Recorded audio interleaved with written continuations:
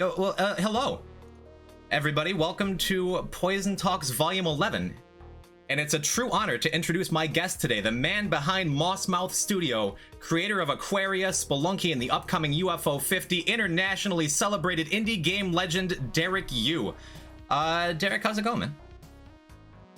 Good. Thanks for having me. Oh, thank you so much for being here. It is a true honor, and of course, the window is messed up. Let me. There we go. Perfect. It's beautiful. So Derek, may I call you Derek? Is that? I feel like Mr. U's fine. Mr. U, Mr. Mossmouth. You know, it's like before we even get into anything else, I gotta know, what's it like to be on a first name basis with the entire internet? Like everywhere you go in any streams is like, oh, Derek, yeah, Derek, I was talking to you a few minutes ago when you weren't here because I died to lava in Volcana. I guess it feels pretty normal, you know, just because I haven't really had like a strong alias on the internet. Sure. You know, there's Mossmouth, of course. Of course. But I think most people have known me as Derek the entire time that I've been Sure. on the internet, so it feels actually pretty natural. True. I mean, is that something you ever really get used to? Like, you can just drop into anyone's stream who's playing the game you made, and everyone's like, there is no Mr. U, there is no Mr. Mossmouth. It's like, Derek, hey. It feels cool to me, yeah. It is kind of funny, but I'm pretty comfortable with it, I guess. Well, sure. I don't know. It feels like I like to enter a stream and then just have a casual atmosphere. So, of course. Yeah. So it just makes it feel very friendly. It's you know, makes it feel like a tight knit community, which I think is cool. So I like that. Absolutely.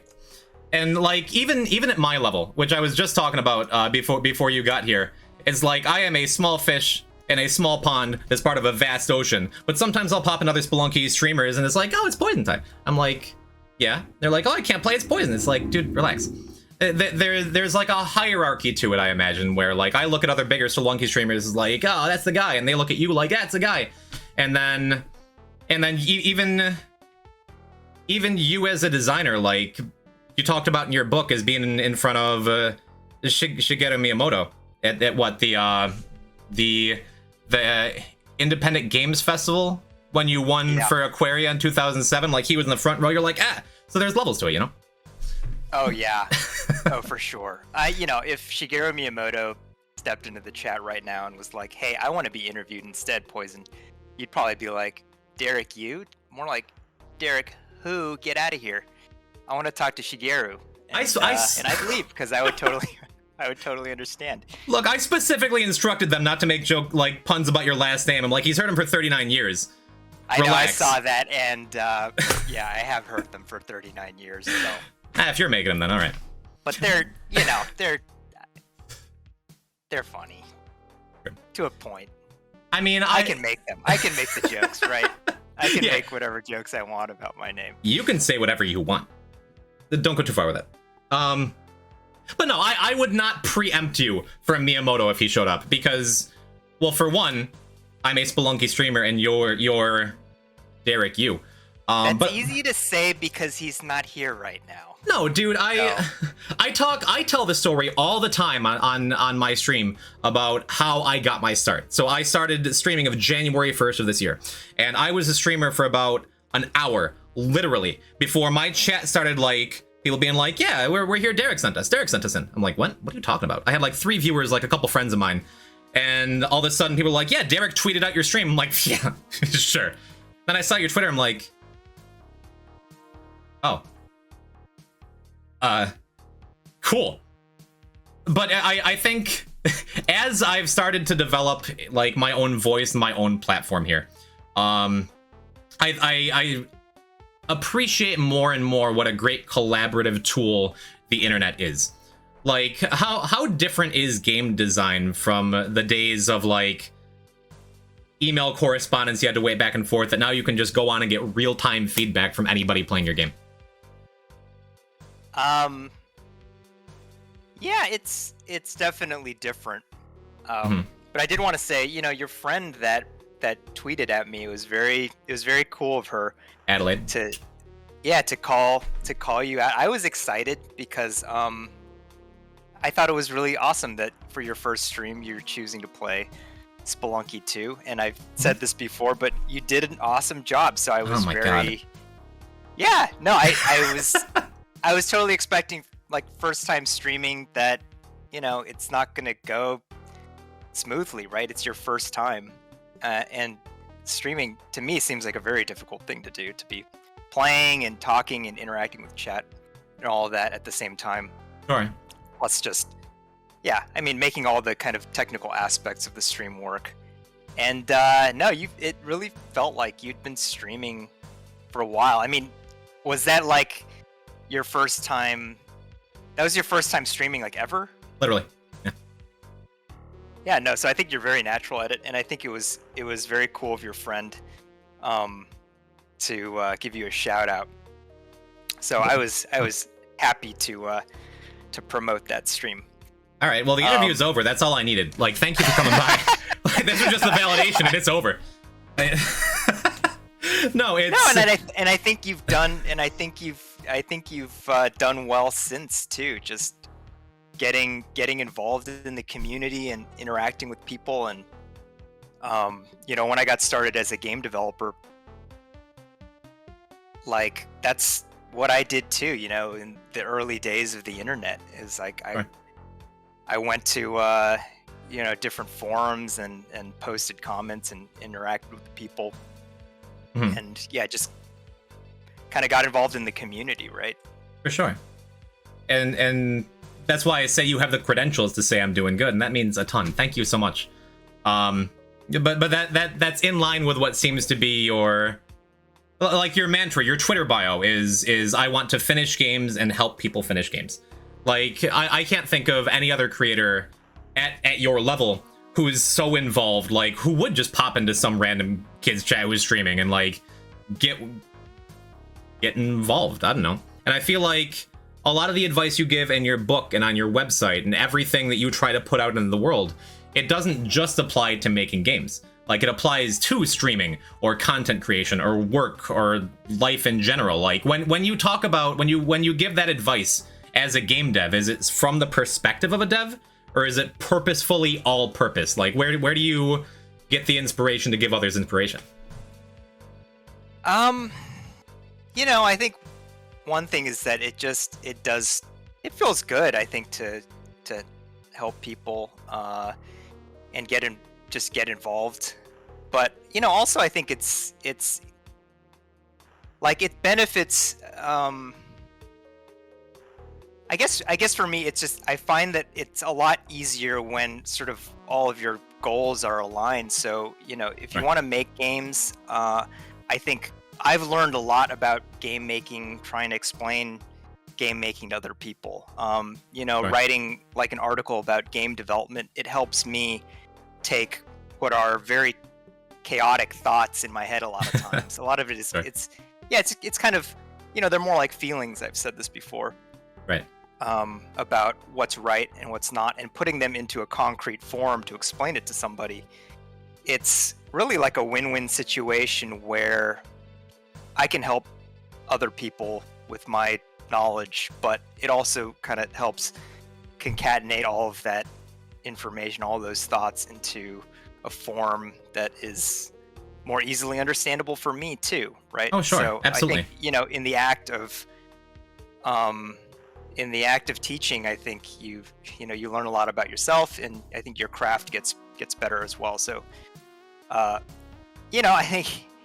think you try to look for those win-win-win situations, right? Like, not everything, like, it doesn't have to feel like a compromise, where it's like, oh, I'm sacrificing, all this time that I could be spending making games, like, teaching other people to make games. I think it's just a positive experience all around. Absolutely. And I think just trying to kind of align your different goals just means that you're just going to be moving, like, so much faster toward them, right? Oh, for sure. I mean, Poison Talks, the little interview thing that I do, this started literally back in like March. I had the title How to Get Big on Twitch from a guy who's not big on Twitch. And really it was kind of like a vlog to track my own progress through my streaming career, you know, as I started to build my voice, as people started to kind of know, like, oh, Poison Type, yeah, he streams Spelunky. And I guess it was after like the third or fourth one, definitely after I got Twiggle to agree to coming on. I realized I kind of had something special in like you said, like networking and kind of showing my journey in real time, even though the journey is the point of streaming. Does that make sense? And yeah, and I mean, the tough thing for me was it felt like as I talk about the things I'm actively doing while I'm doing them, and there's no real handbook to what you should do as a streamer, no matter what YouTube thumbnails tell you. How do you know when you've landed on something that like really resonates like with people? Like, how do you know you've got something special, whether it be in game design or with getting yourself out there streaming? Sure. Yeah, you know, I think the easiest way to do it is to just start small, you know. You make small games and see which of those small games people like more than others, right? Presumably, like, everything you make is going to be something that you personally like, so the challenge is really finding the place where what you like overlaps with as many people as possible. You know, if you're trying to make this into a career, then there's a certain amount of thinking about like how popular this is, right? So, sure. You know, if you're making YouTube videos, I would assume that you would want to make a lot of videos and then see which, you know, a lot of videos of different types that you enjoy making, and then see which one of those gets the most views or gets the most attention. For sure. And then, yeah, kind of work from there, right?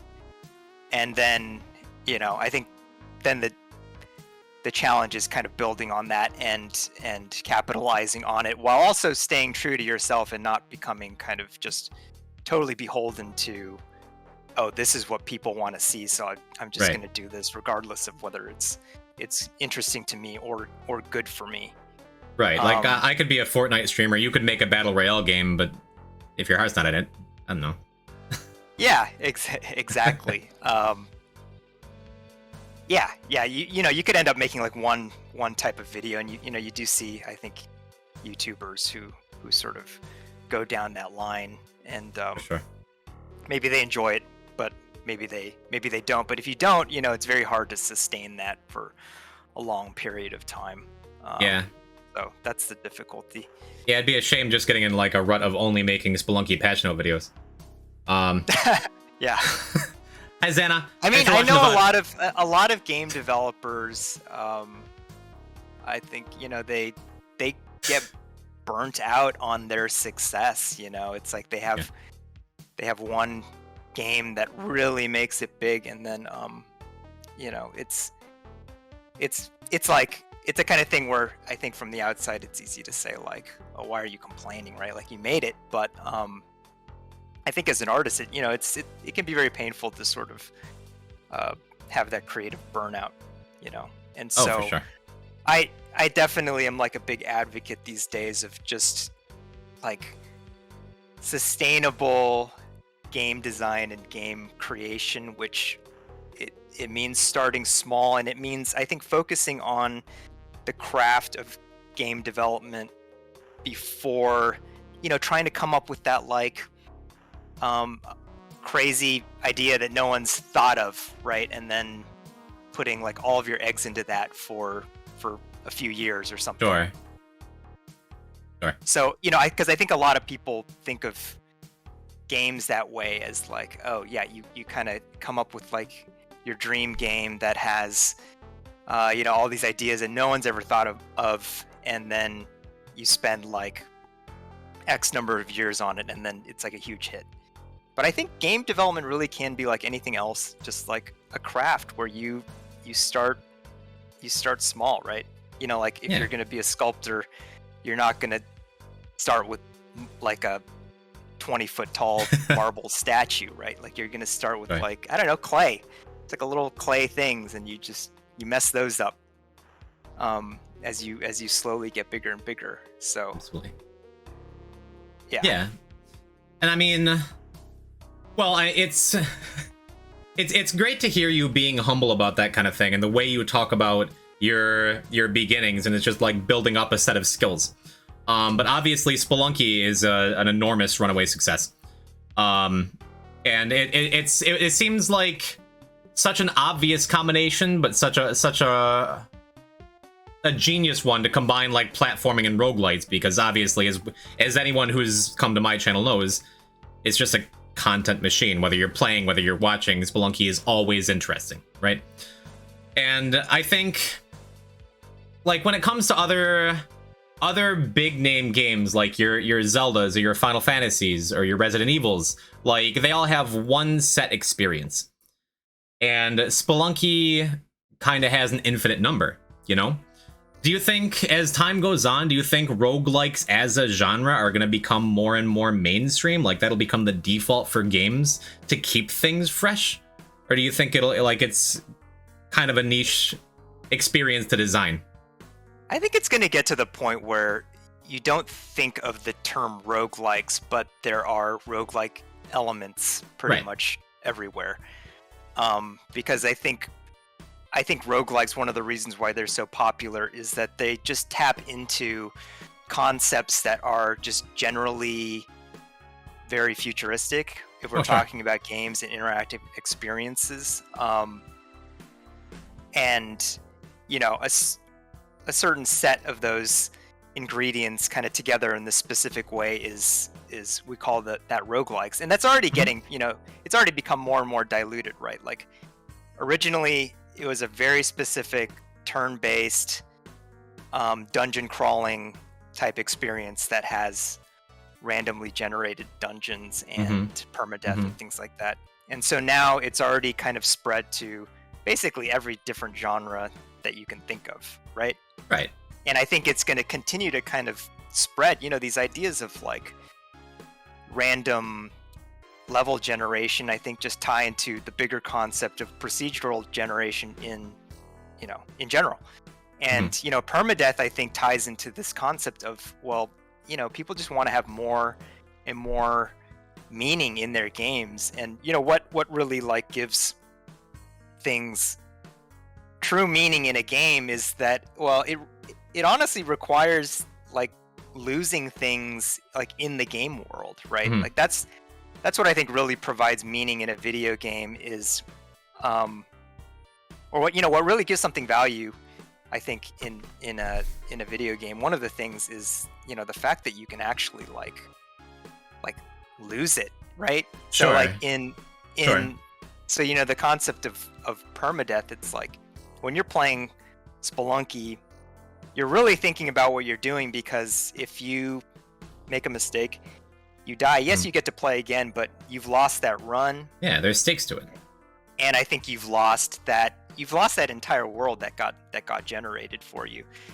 And so, you know, I think in general, I think games are going to go in like all different directions. But, you know, in general, you kind of see this trend of games sort of becoming larger, I think less predictable, and also, you know, I think players are looking for experiences that really have a lot of meaning to them in game, and roguelikes provide a lot of that. So I think once they kind of moved from the turn-based dungeon crawler, yeah, that's why they really expanded, because these are very interesting ideas. Oh yeah. And they were just kind of locked, I think, behind a very particular genre before, whereas now, like, players who enjoy like all kinds of genres that are more mainstream and things like that can now experience these feelings, right? Yeah. So I think you're gonna see it get to a point where there's basically like roguelikes everywhere, but we're not calling these games roguelikes. Right. I mean, you could say that Minecraft is a roguelike if you play on hardcore mode, because you die permanently. You could say the Diablo games have roguelike elements. And yeah, for sure.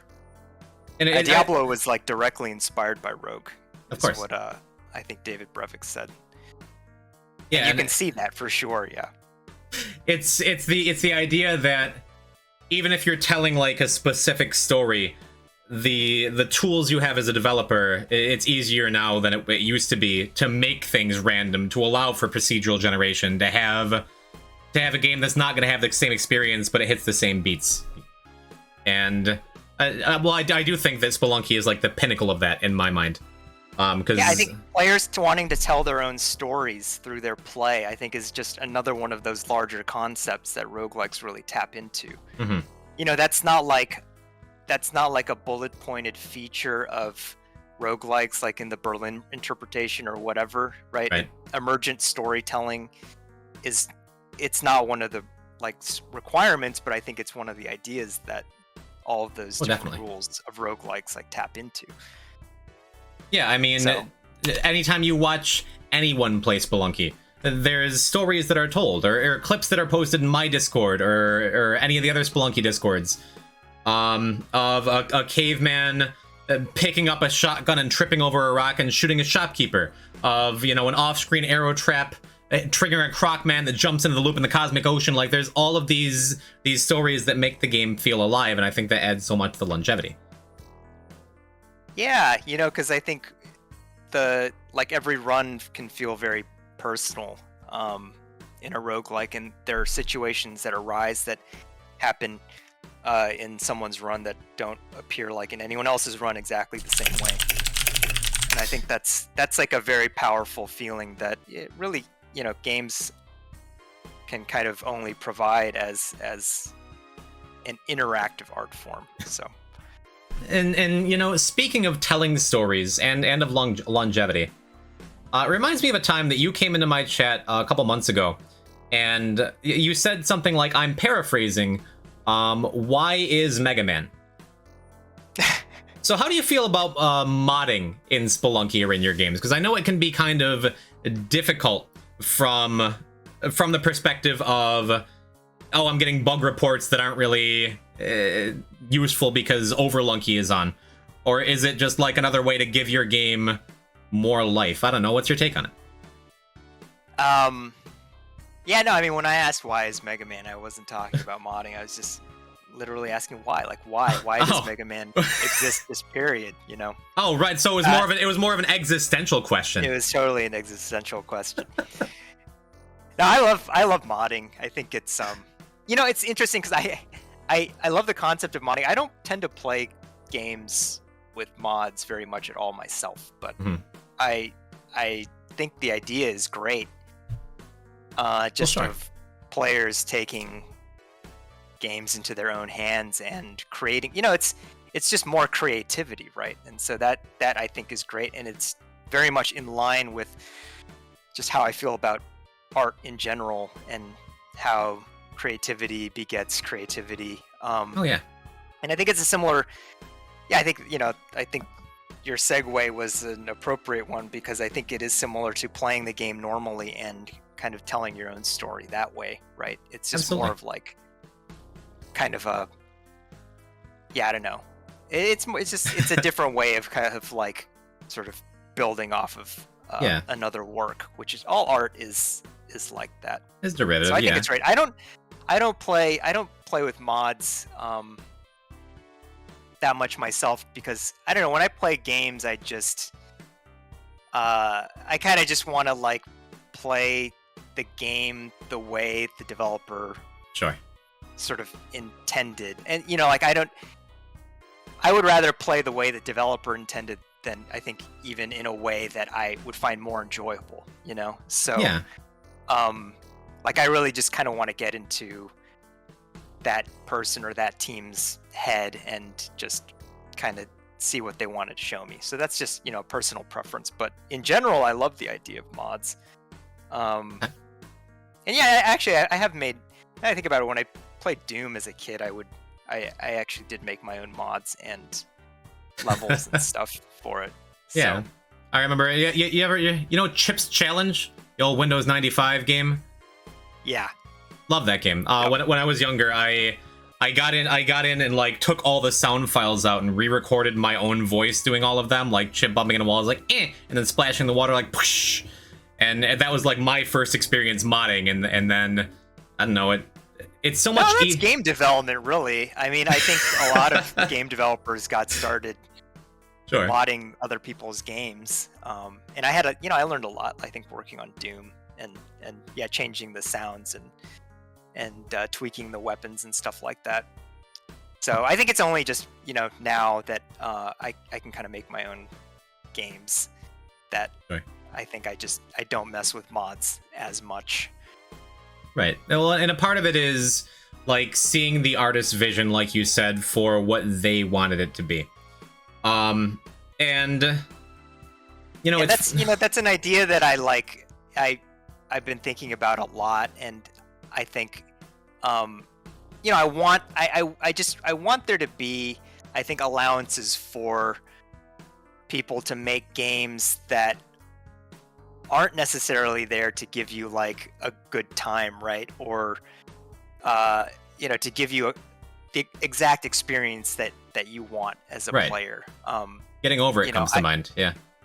Yeah, exactly. Yeah, I think a lot of maybe especially indie game developers, I think, kind of push back on that idea a little bit, because it would be nice, I think, to have that understanding and to have audiences sort of be willing to accept games that aren't all just about like comfort or quote unquote fun, right? Because I think there's a lot that we can do with games beyond that, and so that would just make it, I think, easier for those kinds of experiences to get made. And it's never going to be like a majority of games are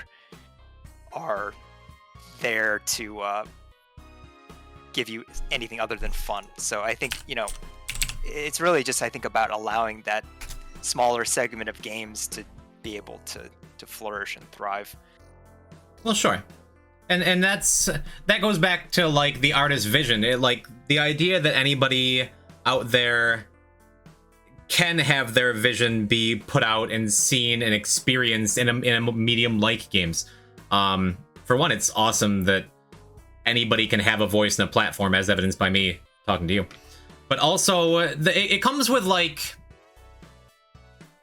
I don't know, there's some level of stress to it. In your book, you talk about like the depiction of the damsel changing from classic to HD to be more inclusive. And you and I being old guys, there's been a shift in our lifetime from like, oh, there's no girls on the internet. Like, oh, the internet's all one hateful teenage boy, But there's an emphasis nowadays on inclusivity, What would you tell a random Twitch chat, not necessarily mine, about that perspective that you've gained over the years about like inclusivity, or your perspective as a dad, when it comes to applying it to your vision on game design? Yeah, so I think as I'm talking about, I think I'll sort of like letting developers make these different types of experiences. I think it is also very important to talk about inclusivity and accessibility also in that conversation. And I think as far as like the there's like there's the whole topic of difficulty and also accessibility, and I think both are extremely important, and so you kind of need to be having these different conversations in parallel. And so and this might be like somewhat slightly separate from inclusivity too. So I'm gonna try to like talk about these different things, but right. I may have to talk about them kind of like one at a time as I wrap my head around it. You do you got the floor. So yeah, I think that the thing is that accessibility is like it's super important, and it's not something that I thought about as much in the early days of developing games. just because it was hard enough just to make a game, and I think there just weren't having the same conversations. Oh yeah. That we are now about people's different needs as far as playing games goes, right? You know, I mean, just I think taking something as simple as like photosensitivity, which, you know, it's just now I'm very aware that there are a lot of people out there that are they're sensitive to flashing lights, and I just Oh yeah. when I was starting out, it just wasn't something that was talked about, and it wasn't something that I thought about because I don't personally have those issues with games. And you know, once you know about it, it makes perfect sense. You know, add those options to the games. Yeah, like early on, my chat would yell at me because I have the camera flash in Spelunky 2 on high, and I'm like, I didn't even think about that. Like, yeah, and it's like it makes sense. It makes sense, and I think I do think it is good. You know, it's one of those win-win situations where when you making your games more accessible makes it's good for other people. You're doing a nice thing for other people, but you're also doing a good thing for your game, and you're opening up your game to other audiences. I think, you know, for me, I think it can get tricky when it comes to the discussion of difficulty sometimes, because I still am unsure whether, like, having sort of very granular difficulty settings. Mm-hmm. I think it works differently for different games, because I do still feel that I still do feel that offering an option is not as simple as just, oh, you just ignore that option if you don't want to use it. Because I think in game design, whenever you offer something, if the player knows that it's there, it's affecting the way that they think about the game. Oh, absolutely. Yeah, I think of Mega Man 10, where it has like a mode where you can just turn on these platforms, and if you fall into a pit, there's a platform there and you're fine. It's like, if you have it on, it's like, oh, I'm being coddled. And if you have it off, it's like, well, why am I torturing myself? Yeah, so it's tricky, and I've been sort of like dipping my toes into the conversation and trying to talk through it a little bit, because I think that it's getting very simplified on both sides, and for me, it's definitely like I definitely do not care if, like, I can beat a game and other people can't. Like, that does not make me feel any better that I could beat a game that someone else cannot. That just right. I don't get any joy from that. I would rather the other person also is able to play and have a great experience. But from a game design perspective, if you offer a choice, you know, it is a meaningful thing that you're doing to the game design that affects people's play in different ways. And it's very tricky, because people bring so many expectations into games and have different ideas of, I think, what games are supposed to be. Are they supposed to be like fun? Is that kind of the main thing, like fun, just fun, right? And then just a distraction. And is everybody supposed to sort of, you know, as far as difficulty goes, is when you're designing difficulty, are you designing it so that you want everybody to experience sort of the same relative level of difficulty, you know, or is your goal more to design a thing, like a difficult thing, for which, you know, people are going to necessarily have sort of different experiences with, like, you know, some people are going to have a harder time, some people are going to have an easier time, but is that part of the design? Because, you know, like I read an article by my friend Bennett, who made Getting Over It, and, you know, he's talking about, like, this game that he played recently, and how essentially I'm paraphrasing and I'm maybe putting my own spin on this, but the reason why it resonated with me is because I really love the idea of being able to build places in games that are just places. Like, they're not meant to be like obstacle courses, at like a certain level of difficulty, but it's just a place, which means like some person could have like a very different experience with it than another person. It's just there. Like, I love the idea of building worlds that are just there because in real life, that's what makes places that we visit in real life so compelling, is that a lot of times it's because it just feels like they're there. Sure. and they feel natural as a result. And so and I think that's a very different thing that you're talking about versus like I want to design this boss that on average I would like every single player to fight this boss 4 times before they beat this boss. Right. And I think that's a fine way to design a game also, but it would be really great if we had the allowances for designing a boss where it's more like, some person it takes them 1,000 times to beat, and some person they beat it on their first try, and that's actually part of the design, because it's not, this boss is not really meant to be like this perfect kind of gate that you get through, but it's just really meant to be just a thing that exists in this world for the world's sake, I guess.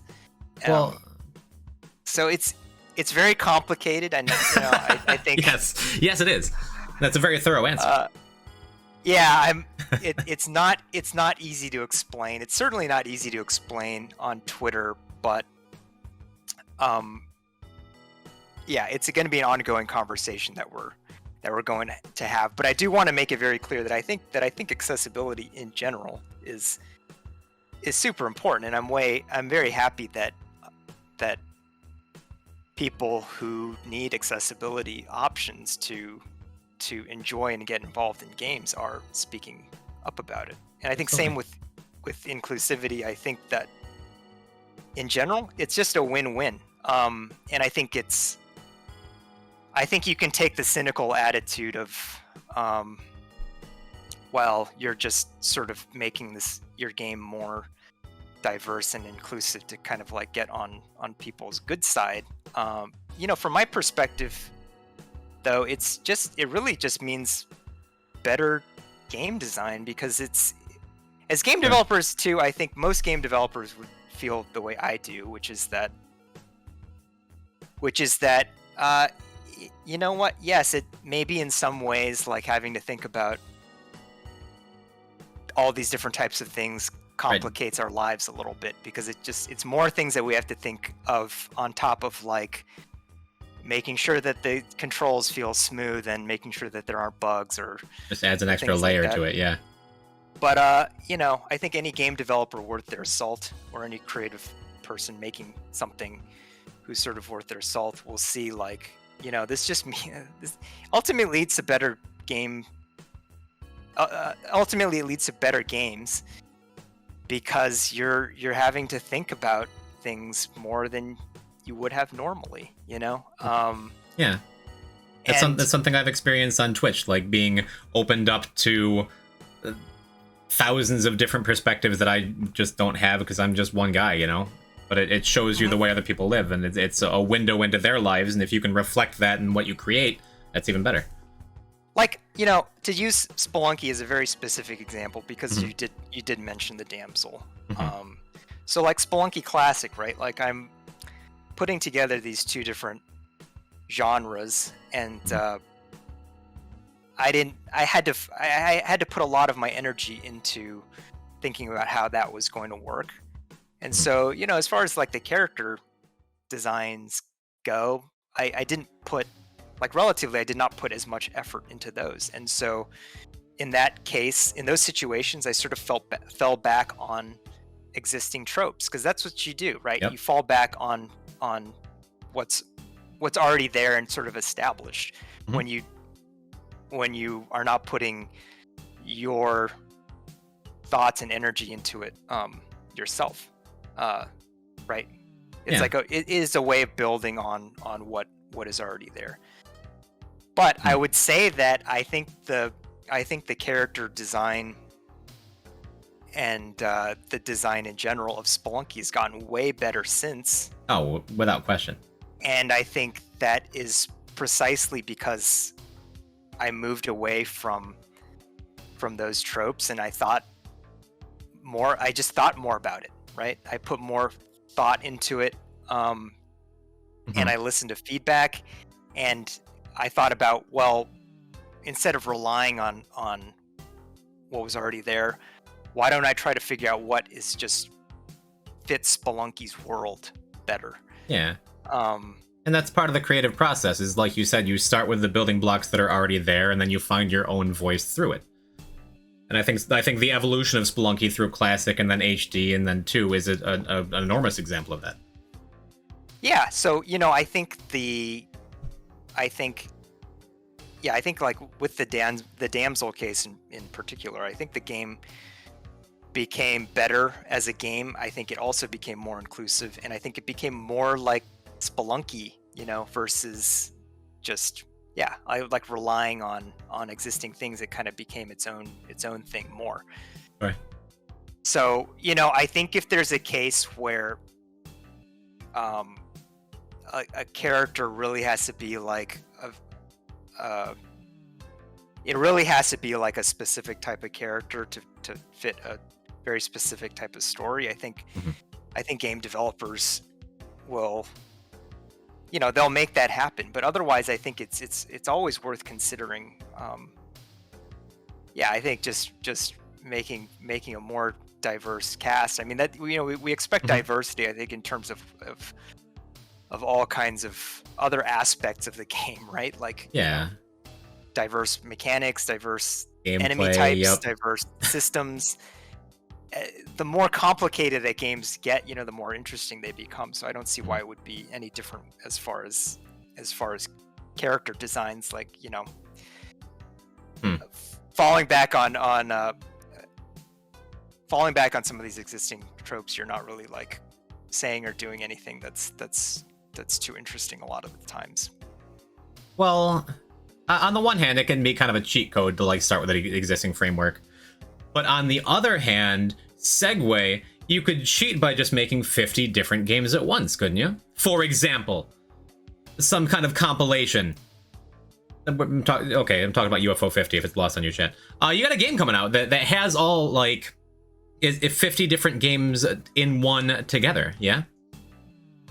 Yeah, that's right. Yeah, UFO 50. so you that's definitely speaking to the idea of variety as a strength.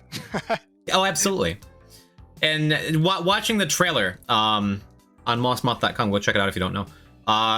It feels like, I mean, the term love letter to NES games, whatever, it's all cliche, but this doesn't feel like a love letter so much as like a full like Stephen King novella series, like thousands and thousands of pages. Just watching the trailer, I can see like River City Ransom and Blaster Master and Metroid and Contra and Shinobi and like all of these games, like the inspiration that it may have came from.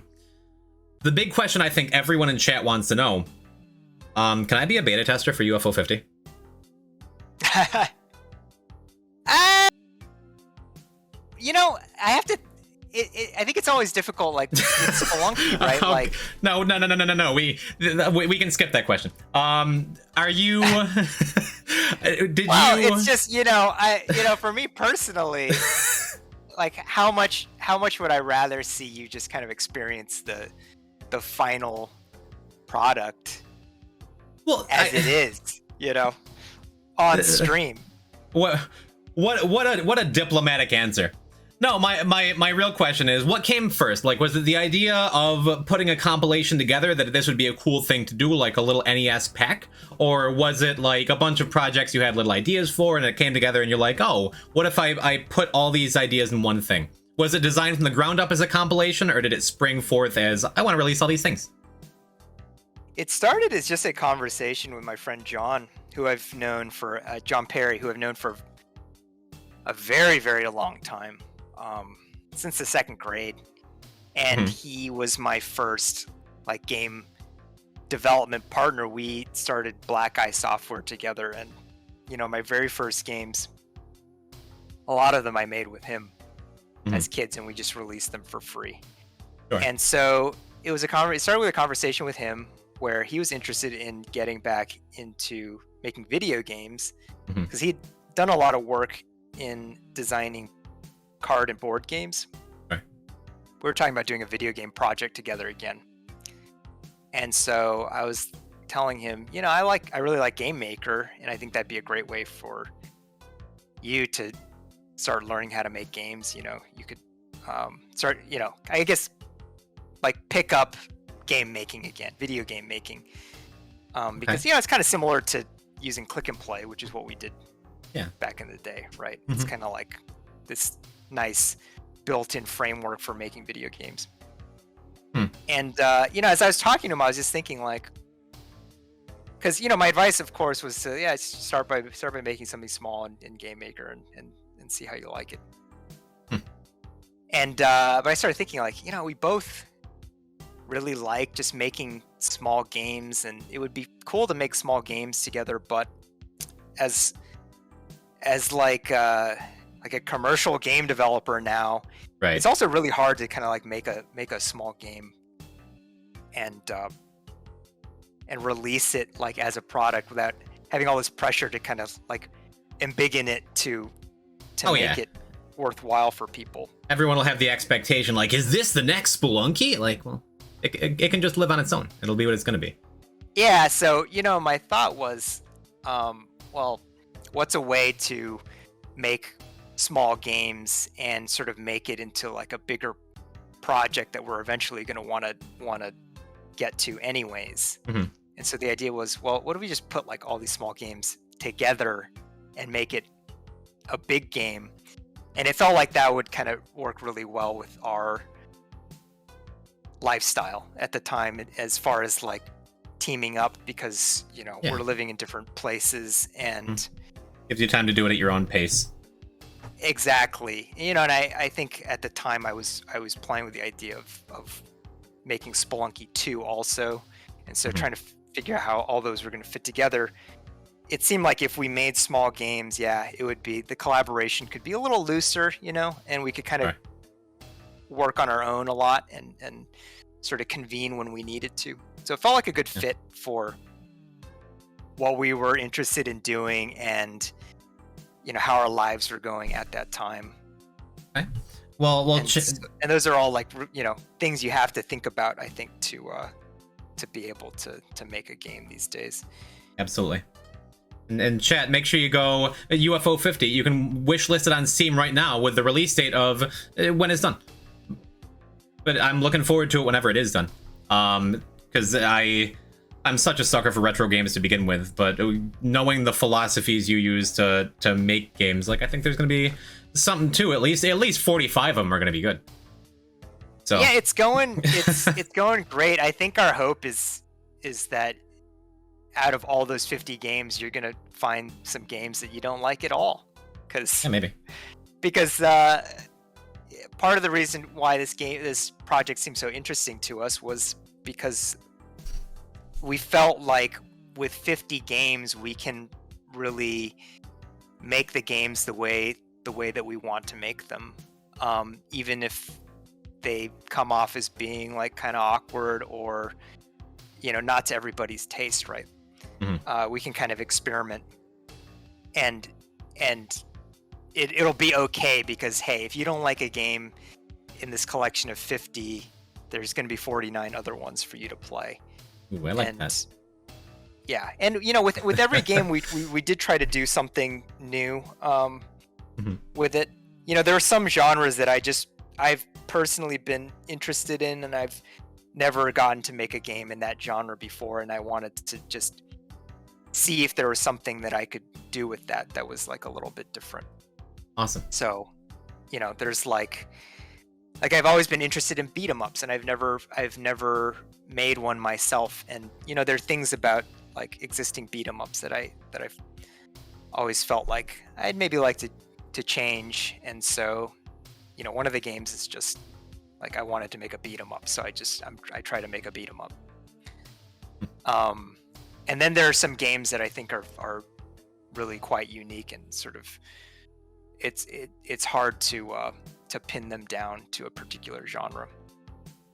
Like John's games in particular, because he comes from such a strong like board and card game background as opposed to a video game background, I think are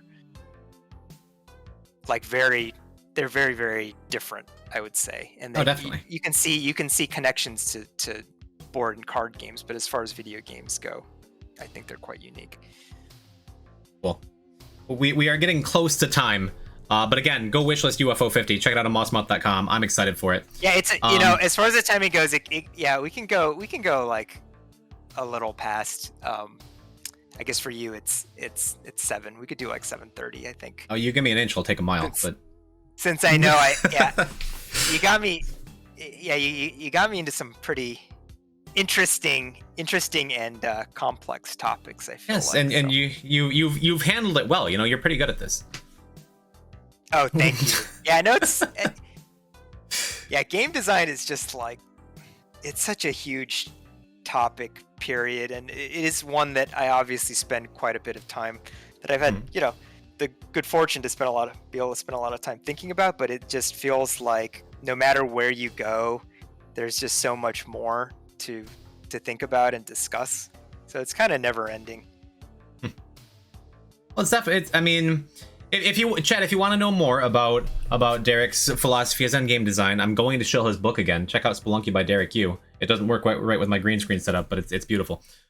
Seriously, excellent book. Check out his articles on his website. We'll get to viewer questions in a minute, but I guess the overarching theme is I think you're inspirational and cool, and you make really good games. I think you've done a great job building yourself up in the indie scene and creating a little Spelunky scene of your own. Do you have any general advice on like what has gotten you to where you are? Like the way you found success? Like how do we get to where you are, Derek? You? Oh, jeez. Well, besides a ton of luck. And well, there is a ton of luck involved, and like I said, I think I've spent a lot of time thinking about games, and that obviously that's work I put in, but I also, not everybody has this much time to be able to devote to thinking about games, right? Like that is a huge advantage in and of itself, and so I think with my writing and things like that, it's what I would like to do is just hopefully provide some shortcuts for people to get to some of these thoughts that I've had, and whether they accept or reject those thoughts is up to them, but I want to just put those thoughts right there, because it's taken me at least a lot of time to kind of get there. Sure. Certainly, I think I had it was good for me to start small, and I think starting with a small community where you're sort of shielded from a lot of the outside pressures, I think is very helpful, because then you can just focus on your craft. That's what we got to do as kids, is in the click and play community, we just made these little games for each other, and we got to focus on craft and make some pretty awkward games and then build up from there. And I do think maybe it's more challenging now, because you get so much access to people who have been doing things for years and who've been thinking about things for years and who have success, and it feels like if you don't get there right away, if it just feels like you gotta just swing for the fences, with everything you make. Oh, for sure. It's like the idea that awesome, everyone has a voice in a platform. So you have a voice on platform, and oh no, everyone has a voice on a platform. I'm lost at a sea of other voices. It's tough. Yeah, I don't know. I don't. If I was starting out now, I don't know what I would do exactly. I can only know what I'm doing now, but I do advise people to, I think, find communities. I think small communities are great. I think we all have this kind of global community of social media now where you're connected to everyone and everything. But I think it's nice to maybe find smaller communities within that where things are more personal and you can kind of share struggles that are where it's okay, I guess, to share struggles. Yeah. And not feel like you're making a big mistake or something.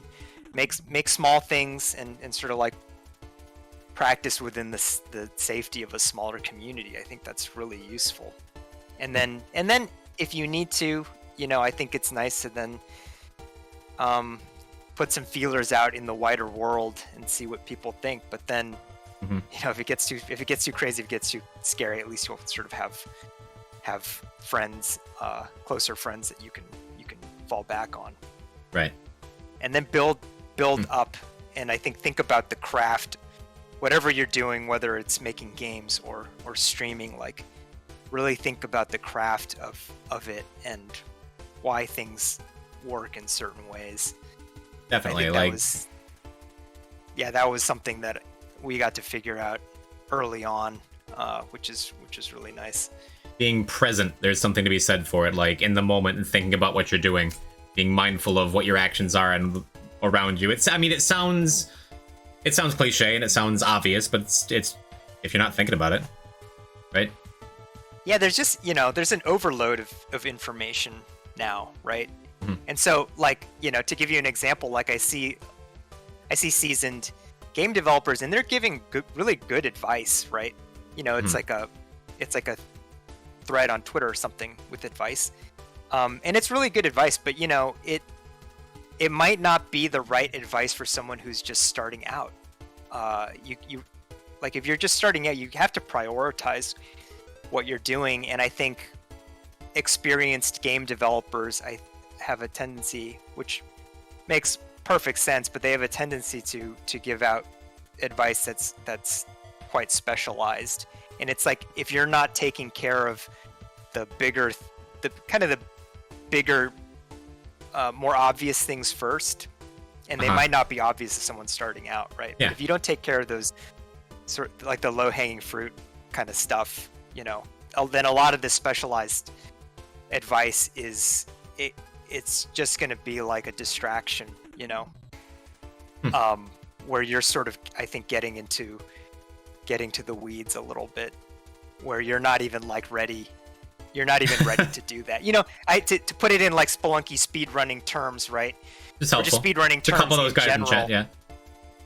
It's, if there's like some really hard skip that saves half a second of time, right? But you don't even know how to save the 30 minutes off your run by just like doing some basic stuff, Sure. Then I think worrying about the that little half-second skip is just gonna get you in trouble.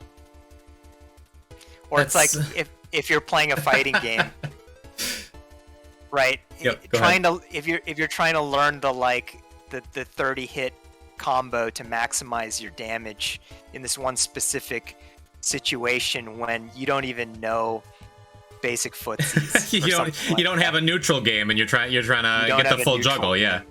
Yeah. So all that kind of advice applies to game development also, where it's like, if you're trying to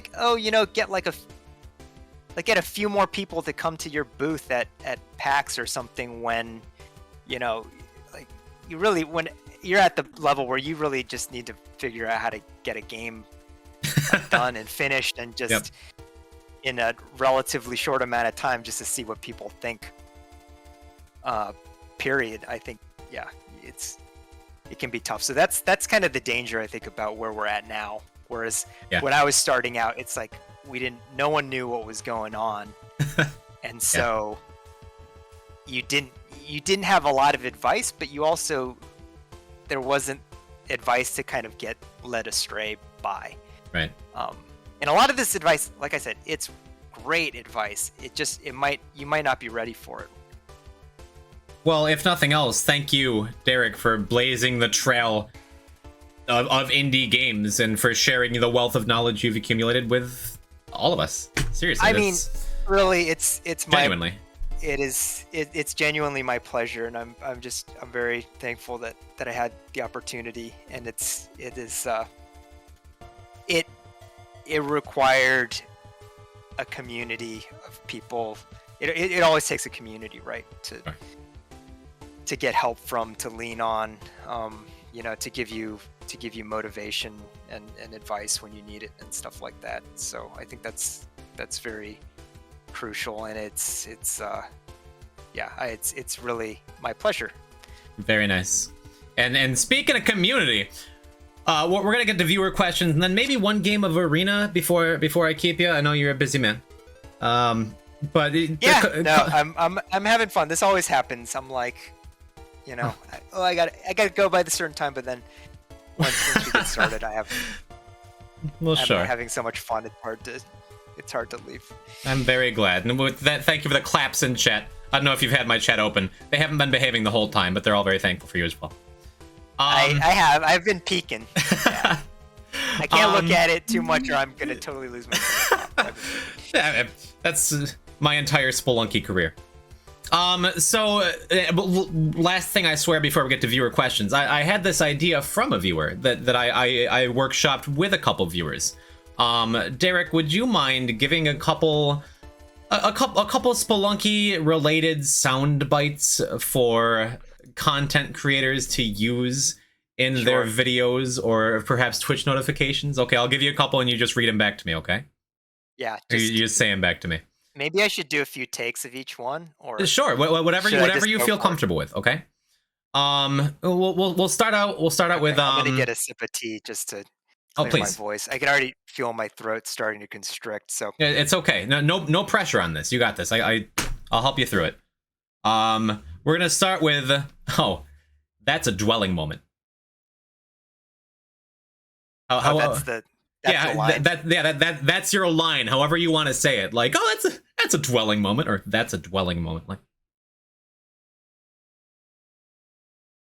Okay. Oh, that's a dwelling moment.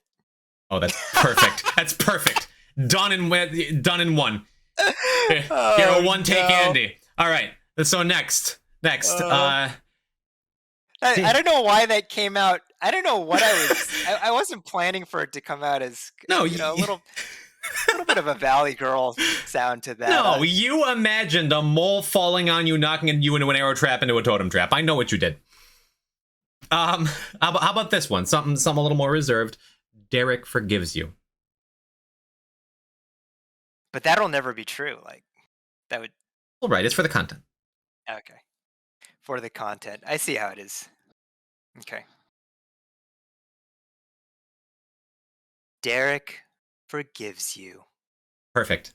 We only got a couple of these, and you're gonna blow right through them. Okay, how about hired hands are perfect the way they are? Okay, that I believe. that I actually strongly believe, so it'll be no problem. Mm-hmm. Hired hands are perfect the way they are. Love it. How about, so you truly love chaos, just like me. Okay. So you truly love chaos, just like me. I went a little ham on that one. This is the highlight of my career. That's for my reel. My voice acting reel. All right. So like two more. How about, I guess jetpacks are flammable. Oh, I guess jetpacks are flammable. Okay, I might need to redo that one. That was a little bit of a tongue twister. If you'd like. Okay. Oh, jetpacks are flammable. You can put your own spin on it. That is not an easy thing to say. You can put your own spin on it, however you want to say it. Whatever, you put in your own words. Oh, jetpacks are flammable. Nice. Nice. Two more. How about you teleported right into a wall? It's a death message. You teleported right into a wall. You said it so angrily, like, how could you? You teleported right into a wall. Wonderful. Perfect. And of course, and the last one. Hey, this is Derek Yu, creator of Spelunky, and thanks for watching Poison Type. Wow, you're really milking this hard. Do you want me to say how awesome you are too while I'm at it? No, just hey, this is Derek Yu, creator of Spelunky, and thanks for watching Poison Type. How is this one going to get used? No, it might be. I'm not like. This is getting to the point where I feel like I might deserve some royalties. We can just go to viewer questions if you'd like. Okay. No, I'll say it. All right. So say it again exactly. Hey, this is Derek Yu, creator of Spelunky, and thanks for watching Poison Type. All right. Hey, this is Derek Yu from Spelunky. Thanks for watching Poison Type, I guess. Okay, that's perfect. Good. Got it one take. All right. So let's go on to some viewer questions. You all clip there. My inspiration was like being held hostage against my will.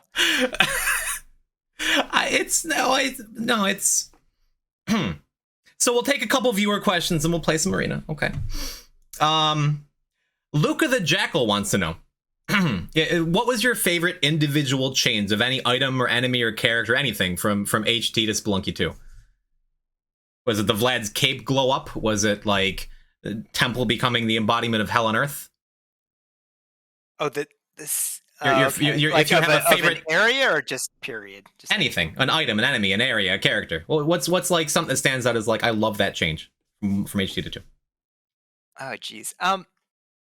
I mean, I honestly love the fact that the cavemen can talk to each other now. I know it seems so superficial, but those are the kinds of little details that, one, by the time you get to that kind of stuff, you're very late in development, right? And so it's like it's a fun time because it's like, okay, the game is mostly done. I can kind of put this sort of stuff in, and it ends up, I think, making a big difference to how the game feels. It's a kind of thing that you're sort of waiting like the entire development to get to, because it's sort of frivolous in a lot of ways, but it also isn't, because I think these are the little details that people very much appreciate. Sure. Once they play the game. Yeah, just to give maybe like a bigger answer. I'm really happy with the way Temple actually turned out compared to Spelunky 1. I just think that was one of those areas where like the original Temple, I just think didn't have nearly as much of an identity as it does in Spelunky 2. Oh, for sure. So even even the fact that people see it as a place like not to go to, like I kind of like that, because that's part of its personality. Whereas in Spelunky 1, like it had a lot of traps and things like that were in other levels. And overall, I think I just didn't get to lean into the theme of it as much as I did with Spelunky 2. So, those are the kinds of things where it's like, I think developers, we have certain things that we sort of hold close to our heart that maybe players don't appreciate as much. I think it's like also, I think the fact that people have been kind of hard on Temple also just makes me like I like it that much more. Oh, for sure. And it speaks to the whole thing I was talking about giving developers like kind of room to design experiences that are not necessarily just fun or like what players expect, right, or what they want. So I think these days when players actually they don't like something as much, it actually, like, it makes me like it a little more because I'm like, okay, cool. Like I'm, on the one hand, I'm not.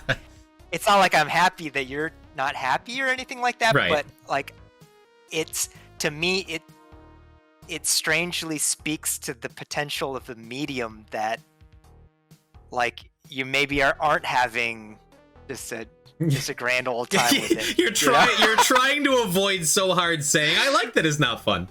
But that's why I go temple too, because there's something to be said for challenging yourself, for exploring something that it's a world, an ecosystem that lives on its own. It can be both. So you have to understand, like, as a developer, like I am trying to say these things in a way where it gets across, I think, the nuance of my thoughts, right? Because, it could easily be like, oh yeah, Derek hates players. He doesn't care about the players. He wants to like torment the players. And it's not that at all. And it's not that I'm trying to make a game that's not fun. Like, it's just, I think it really is more just about the definition of fun, right? Sure. I think with Spelunky, I want people to experience just a different range of emotions, some of which I think are kind of extreme, and I think it's hard to get to those extreme emotions unless you offer kind of the other side of the coin. But I also want players to just, be able to just enjoy themselves too. So I do kind of chafe a little bit, I think, at the idea of, Spelunky just being a game to just like punish people and make people feel frustrated. Right. Or whatever. It's certainly and not. Obviously, I can totally tell when people are doing it as a joke versus like if someone has like 100 hours in Spelunky and they're like, I hate this game. I know what they mean, by that. I teleported right into a wall. Yeah. But it is true that when I see people have, I guess, kind of like a frustrating time with games, sometimes I do see it as like a good thing, because I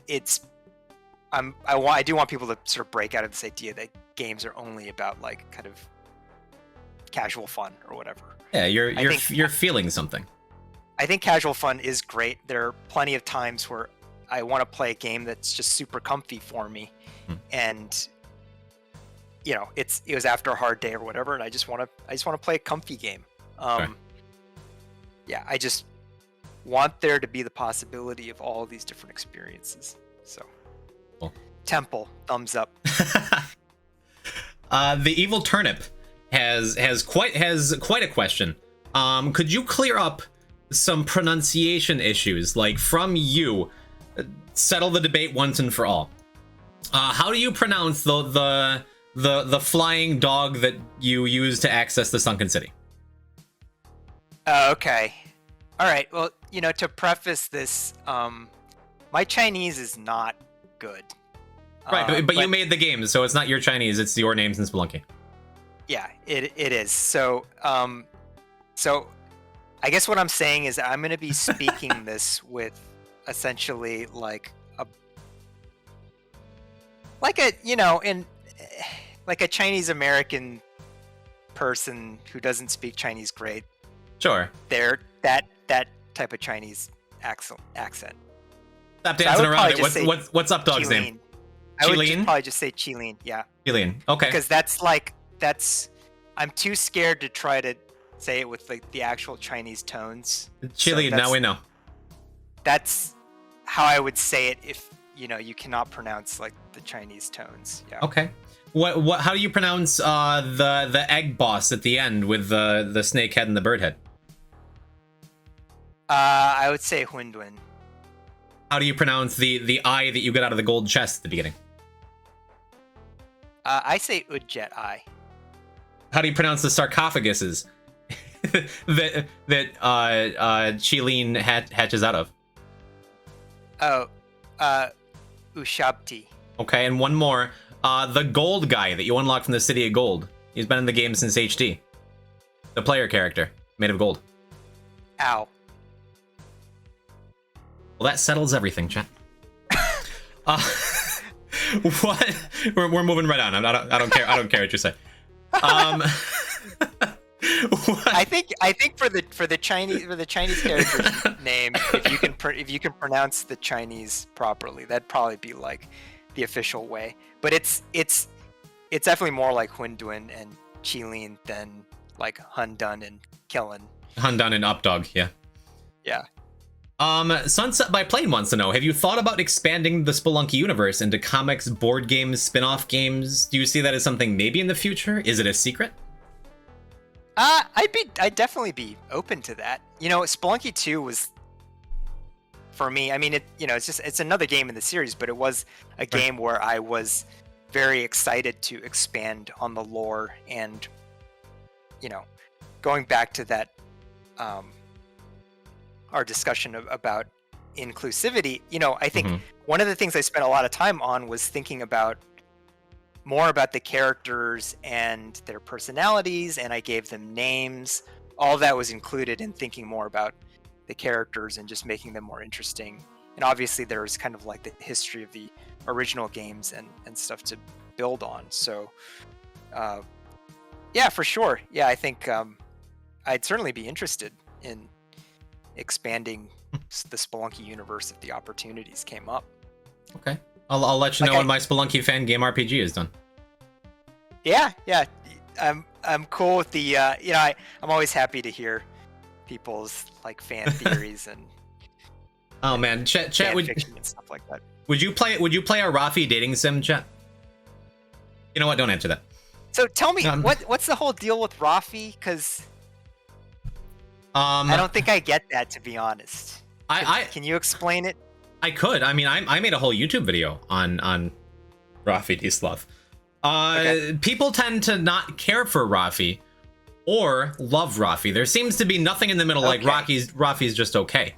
But he's a very polarizing figure, and I don't totally know why. I mean, is Rafi related to the sloth from HD? I don't think Rafi is supposed to be that sloth. He was certainly inspired by that sloth. Okay. I thought people were gonna love him. I love him. I thought he's got a cool jacket. He's like, what's up? I'm Rafi. I'm a fan. So why don't people like him though? Well, because they have poor taste, obviously. What else is there to say? No, it's fine that I'm happy, you know, that he's a love him or hate him kind of guy, because that's exactly what I'm trying to do. I want people to feel strong emotions. They hate him because they ain't him. Yep. So in some ways that makes Rafi the perfect mascot for Spelunky, because he's making you feel strongly about him, and that's what I want. True. We got like one, maybe two more questions before we squeeze in a game of Arena and let you get out of here. But let's see. Noodlefishy wants to know, what do you do in your free time that's not like game design or Spelunky? What's the life of Derek Yu? You know, I just spend time with my family, pretty much family and friends. And you know, I think we do normal family and friends stuff, play games, draw, you know, go out and go on walks, go to the beach, eat food, hang out. This just in, Derek Yu is just like the rest of us, chat.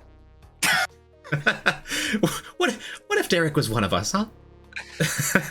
Yeah, no, I'm not like hanging upside down from the rafters or anything like that. Just well, true.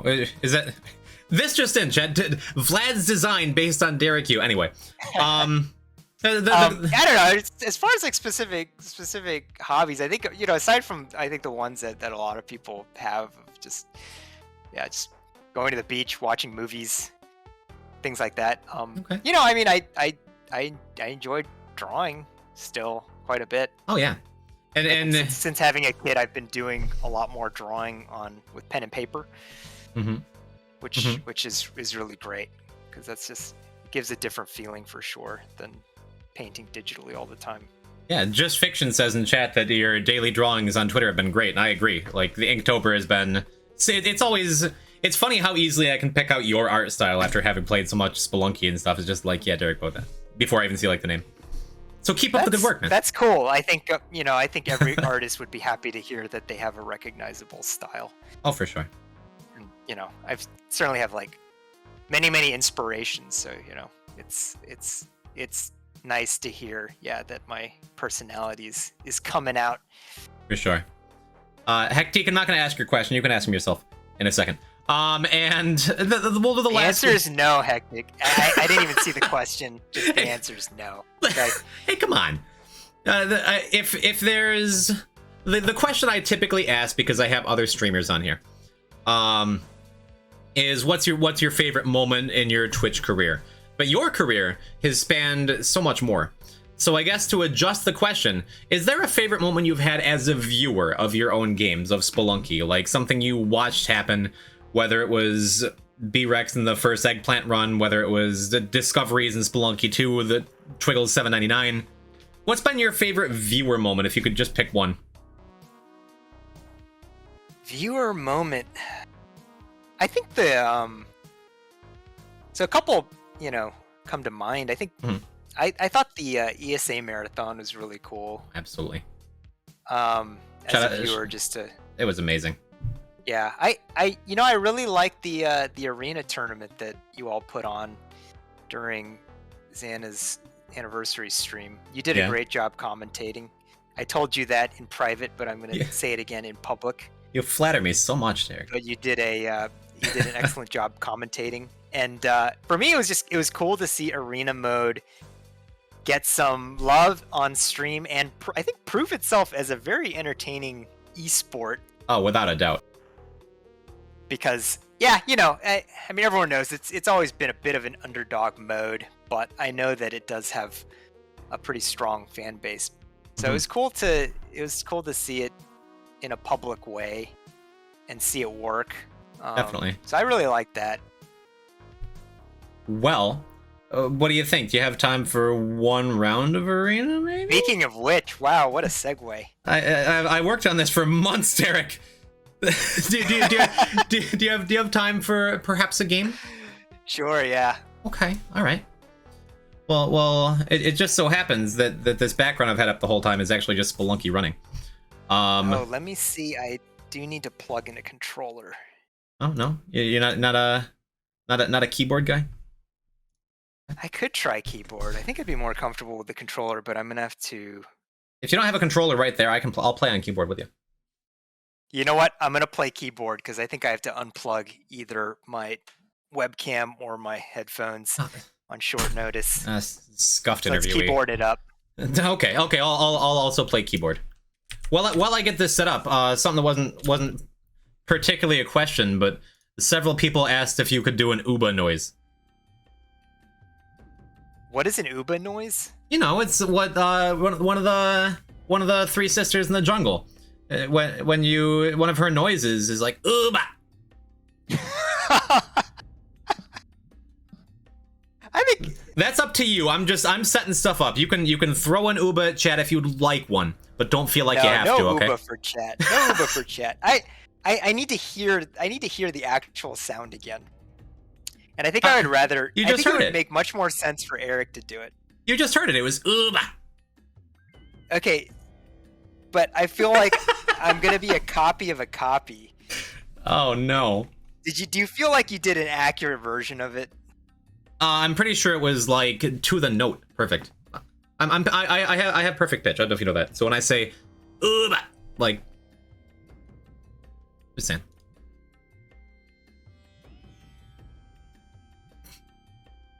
Wait, what happened to Derek? Oh wait, we lost Derek. I'm over here talking to him like, oh geez. Wait, Derek, are you there? Oh, okay. Can you hear me? Yes, I can. Yeah, something happened. Oh yeah, I blame the Uba. I went to join my own stream voice chat, and I was gonna say, hey, come in when you're ready, and I just left the call. And I'm just over here Uba-ing to myself. Oh no. Uba. Yeah, I did it. That wasn't even close because I wasn't. All right. Okay. What does it sound like again? No, I like it better. The sound clip of no Uba for chat. But I can play it. No, it's just Uba. Okay. Uba. How about that?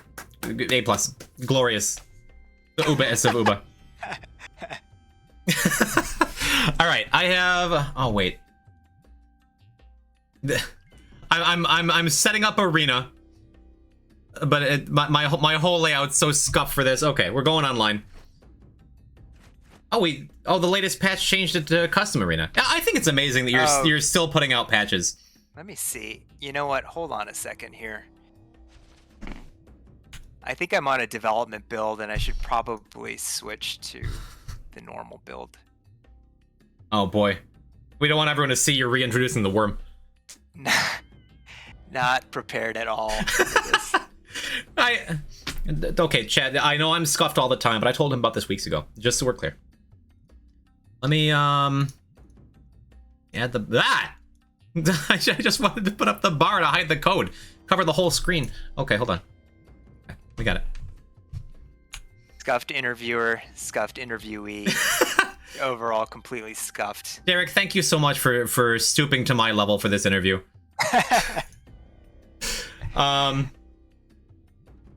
Yeah, the code. Chat, remember the other day when I pulled this up and the code was actually Uba? That's half the reason we're doing this. Oh, and how do I? Let's see. How do I invite people to the call? Because I was thinking before I set this bit up. Oh, poison type versus Mossmouth. Jim versus Derek. It's gonna be. I mean, it wouldn't be totally fair. I have 1,100 hours of just throwing myself at the wall that is Spelunky. So I figured we'd get you a ringer in here, you know? Is it, were we gonna play teams, or free-for-all, or? I figured possibly we could get you a teammate. You have to be friends with the people on Discord? I'm friends with the 2 people on Discord. Well, okay. Yeah, let's see. Okay, I'm getting in the game now. Okay, you're getting in the game. I am sending you a code. Just like it's any other viewer co-op day on my stream. Alright.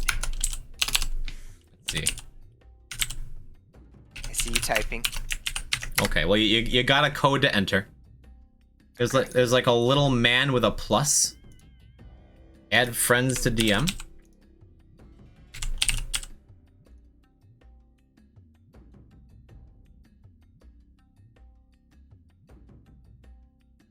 Okay, that should, ideally in a perfect world, that'll work. Okay. I'm also kind of a noob with Discord also, so this is just like multiple layers of confusion going on. Okay. That's okay. I am too in a lot of ways, it turns out. But do we have the partners in chat? Yeah. Who might those be? Is that a Hectiquex? It might be a Hectiquex. Is that a jessyabeb? That's me. And I'm trying not to like mouth the code as I type it in case there are any excellent lip readers in chat. Wait, where's my code? If it makes you feel any better, the first time that we did co-op with Grand Pooh Bear, within like 15 seconds, he leaked the room code. Nice. There you go. But as right, promised, you're in? Excellent. Yep. As promised, Heck, you had a question for Derek that you've been meaning to ask. Feel free to throw it out there if you'd like. So, this one's pretty in-depth. I've been thinking about it for a while. And it might like sort of challenge your view as a game developer. Wow. Did you find room for the crystal monkey on the sprite sheet?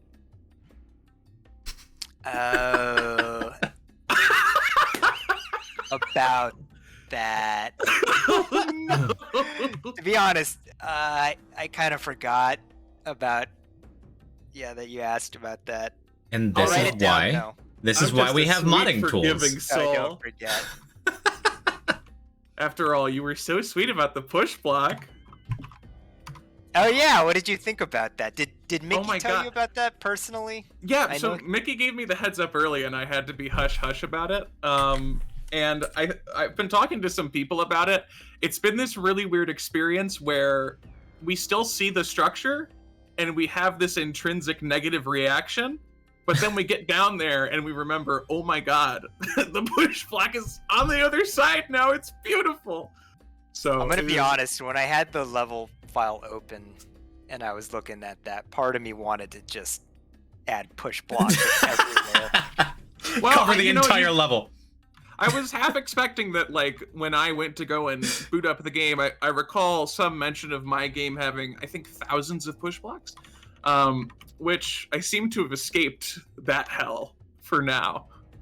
Yeah, I was thinking, like, is there some way I can leave a message for Hectiquex somehow in this level design if I change it? And I thought, it's too much.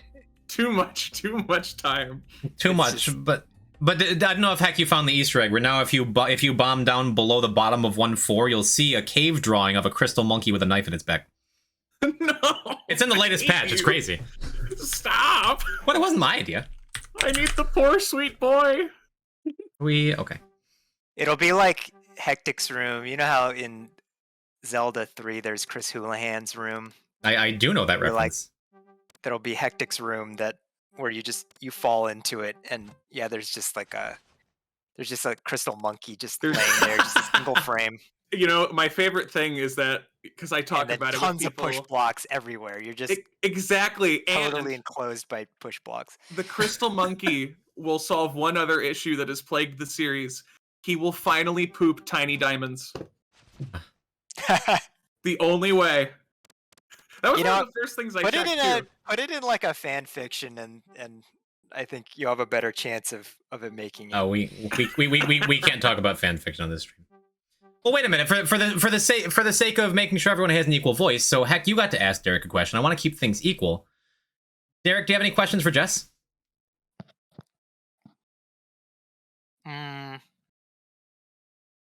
Or I guess vice versa. What's the origin of bun? Oh, I actually just answered this question, and it's not a great answer. I don't remember. It's a legitimate answer, though. I think it was just really easy to draw because I just got into drawing like last year in August. So it was like one oval and then two longer ovals for the ears, and then it was pink and it was cute. And that was it. That's a great answer, especially for drawings. I think a lot of my drawings just start out as shapes that are fun to make, and I think that's a perfectly great answer for drawing. I've been enjoying the art every day in October. Oh, thank you. Yeah, I threw you a few replies on some of them because I just couldn't help myself. That's definitely about... A lot of those are definitely just about shapes that are fun for me to draw. So, I really love the little expressive animals that pop up from time to time. Oh, awesome. Yeah. It's Nice. very much like tapped into I think the kinds of things I like to do in games too. Just making little self-contained worlds is just very appealing to me aesthetically. Nice. Well, we've thrown enough questions at you, Derek. Do you want to? Are the teams okay? He says, can you "Ask me another stand to question." compete with me, Derek? We can unite together to take down Poison. Because Derek, your teammate will be Liz. That's Hectique, and then Jess, it's you and me. Sound good? Sounds good to me. All right, first to 5. Let's get this game going. And First to 5. First team to 5. Yep.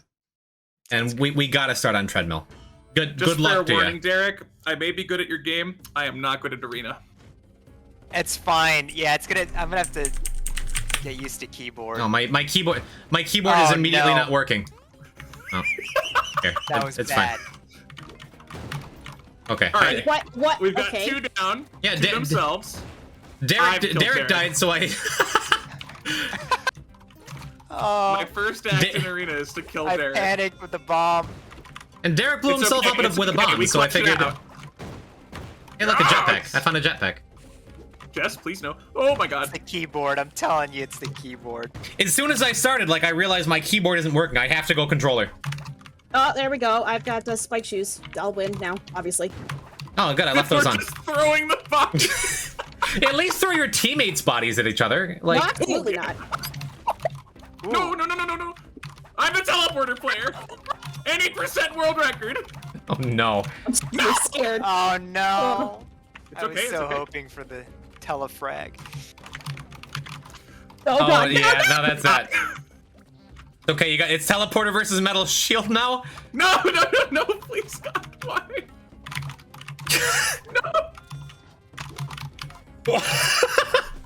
Oh my This is the God. first round. So stressed right now. This is crazy.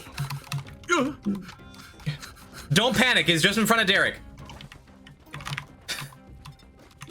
See, this is footsies right here. Oh, the neutral game. Oh man. See, All I right. knew you were Okay. doing it. Okay. That's just one round, Bun. We got it. I wanted to give you room to do your thing. And Derek, you get to choose the level.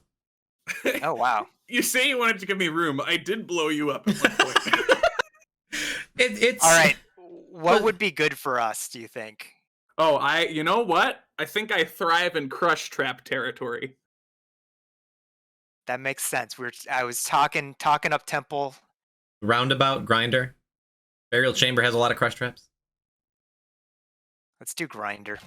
Grinder. Yes. Love this is my favorite Grindr. map. Okay, I'm gonna go. Not nice. I just want to survive a little longer, and nope. Oh God. All right. Heck, go away. Mine. Yeah.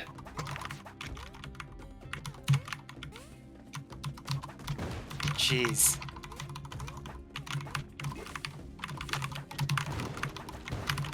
Oh no! Thanks for the bomb. No! Oh, No. the second explosion got me. That's my fault. Oh God. Stay away. Oh wait, Derek's got a cape. I want that cape. I believe in you, Derek. Oh! All right.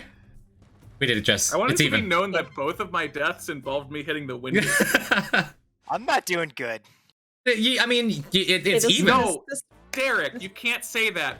We're one's not for- doing good. I'm gonna do better. this one's for Intel. Oh my god.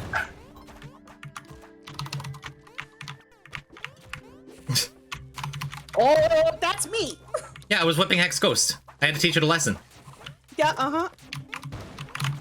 Oh no. Uh-oh. No, please. Oh no! Oh. Oh. Oh, I like. Whoa. Oh, that arrow. Ooh, that was a good one.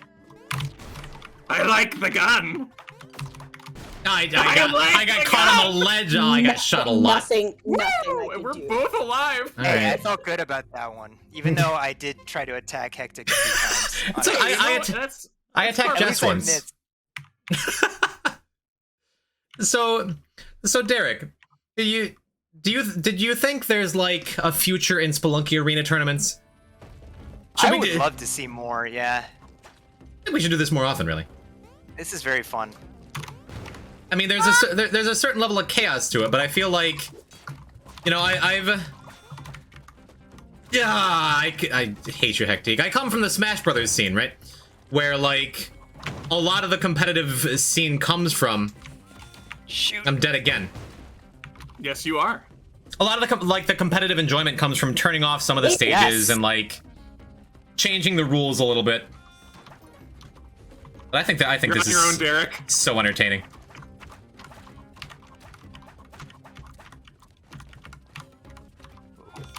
Jess, you have spike shoes. Yeah, thanks. What if Quillback shows up? You got it covered. I'm like hyper focused right now. Yeah, I'm wondering how good is Derek you with a teleporter? Okay. I'm coming over. I'm so scared. Jess, I thought for sure you were gonna whip that powder keg. Whoa! Oh, I just You clapped for champion! myself. I Okay. just clapped for myself. All right. All right. You deserve your own clap. Okay. Yeah. I just involuntarily clapped for myself. How did you even? In what world did that work? That was This it was one. a long shot, but Sometimes 1 in 5 is enough, you know. Listen, I'm trying to chant in chat here, Heck. Get out of here. I'm sorry. God.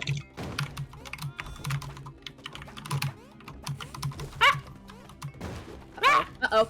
That was your own bomb there, Hectique. I'm very dead. Oh, what? I got this. Ah.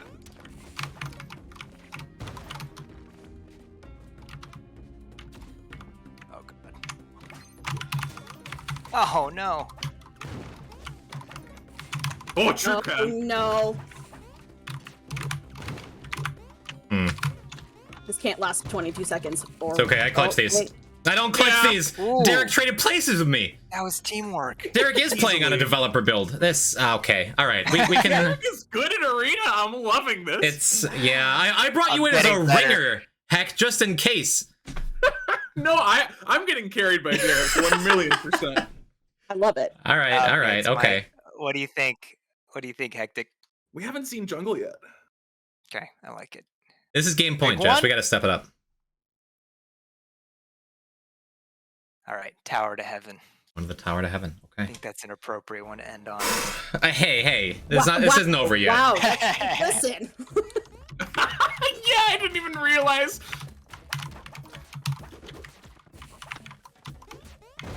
Oh my god. It still hit me. The bomb carried. Okay. Oh no. I'm mad at you. Thanks for the Kabbalah. Ooh. All right. I have all their stuff. Oh. Did I? What happened there? Oh, that was such a bad bounce.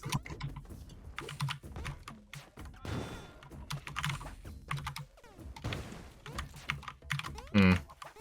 2 web guns. Uh-oh. Oh, I was trying to hold the ledge, Jess. I threw, Oh god, that is a plasma cannon. but on the other hand, your gun is. We have 2 web guns. She has a plasma cannon. I think we got this. Bigger and explodier than theirs. What do you think is more powerful, Derek? Web gun or plasma cannon? Like in a vacuum. I'd say the web gun. I got the Well, gun. yeah. Okay. Makes I you all just, sticky. Nobody likes that. I just want to make sure we agreed. Oh, Jess, that was so brave. you stole it just to shoot me with it? Like Poison, I needed you. And you failed me. I'm here to prove the efficacy of the web gun. This. Oh. It was a good one to end on. Derek was right. Well, we lost the web gun. Oh, Okay. pressure. Je- Immense pressure. Jess, I'm so glad you came on to help me throw for content and make Derek look Oh, good in his sure. own game. Yeah, that's what I was doing. Throwing. Like we agreed on. Yeah. We, as a team, we're undefeated besides today, and I'll continue furthering that lie in the future. It'll be okay. Okay. I'm exclusively defeated except today, so I'm good with this.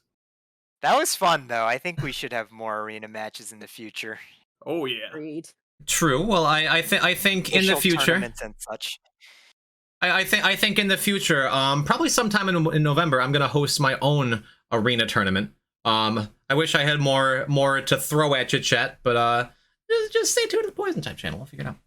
We're gonna get That'd be arena great. elo on Moss ranking. Oh, that's write that down next to the Crystal Monkey, okay?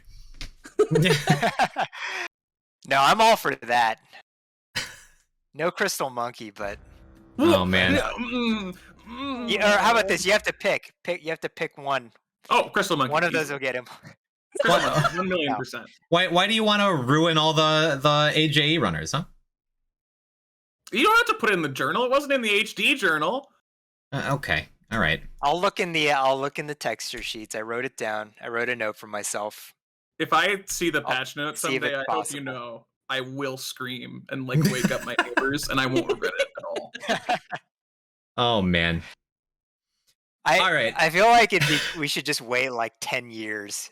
Go Yeah, for Crystal it. Monkey. Just build it up. Like I'll be in my 40s, and you're gonna drop the patch note. Added Crystal Monkey, and I'm over here playing Spelunky 6, and it'll be the best day of my life. Yeah, hit him with I a want it You're to like, be the you're only like out thing in the in the grocery patch. store and you're like looking at your Only phone. thing.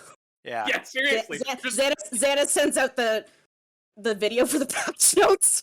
caring Yeah. for my children, watching Xana Yes. here read added Crystal Monkey. I That's would it. love that. Hit him with a Terry Kavanaugh, like the VVVVV. Patch 10 years after release, yeah. And you In just my literally deathbed. drop your children in the store and just leave. All right. Heck, Jess, Exactly. thank you for joining us. Wait. Do I get to ask a question? Oh, I guess so. Well, Derek, we've already gone way over time, but yes, Bun, one question if it's all right with him. It's fast. Do you have a PO box that I can send some of the bun stickers to? Oh, I don't. I need to get one. I will Who look else needs into to get a PO box? Poison needs to get a Okay. PO box. Not about me. Yeah, but also it get is one because too. I keep We'll telling get you, PO and you haven't boxes done it yet. together. All right, I'll continue my correspondence with Derek after the interview, and when he gets a PO box, I'll share it with you and only you, unless someone pays me a lot, and then you can be able to send us both things. Okay, Unless someone pays. that's not the important part of the sentence. Okay. Yeah. All right, Jess, Heck, thank you. Thank you for having us. Thank you for the good times. Thanks Thank for you for the joining carry, us. That Derek. was very Thank fun. you for absolutely destroying me. I wouldn't call that a It was destruction at all. 5-1. What are you saying? Okay. They're close though. I got destroyed in my race today. Derek, you destroyed me today. It's a good day. Okay, Yeah, I was gonna say. let me do a sign off, okay? Let me. Hey, sorry, Yeah, you have fun. You have fun. Crystal Monkey, you gigged. Oh, I love those two. And it screwed up the window capture. Let me fix that, and we'll do like a. Jeez. All right, Derek, Mr. Derek, Mr. U. Seriously, this has been just a fantastic time. I really appreciate you making time and coming out and talking Spelunky and talking other stuff. And this is what I mean about OBS. Like, you try to adjust something, and he's just flying off the screen. That's the power you wield. You can just fling me across the screen right now if you want. You see me literally dragging the. Okay, it's fine. Anyway, go buy Derek's book, Spelunky. You can get it at Amazon. It's like $15. It's awesome. Go check out his website, wishlist UFO 50. Derek, thank you so much. This has been. I keep saying it, but it's just been cool. You're a cool guy. Thanks for having me. Thank you for asking such thoughtful questions. Yeah, it was a lot of fun. I'm glad we got to play Arena also. That was great. I was very excited to get to do that. I was definitely trying extremely hard to win. Well, that telefrag was legendary. I mean, you can't That argue with felt that. great. Yeah. You So- made me feel like the Daigo Umehara of Spelunky for a second there, Oh. which is awesome. It was a Spelunky moment 27. Yeah, exactly. And that was a lot of fun. And yeah, the discussion continues. And I'll see you in chat, and I'll be asking you for Edmund McMillan's pager number. But chat, I'm gonna be taking like a 5-10 minute break to go and just do a bunch of fist pumps in my room alone, and then I'll be back with the Spelunky Daily. But one last time, claps for Derek Q. Thank you again, dude. And I'm gonna keep playing your game. Thanks, everyone.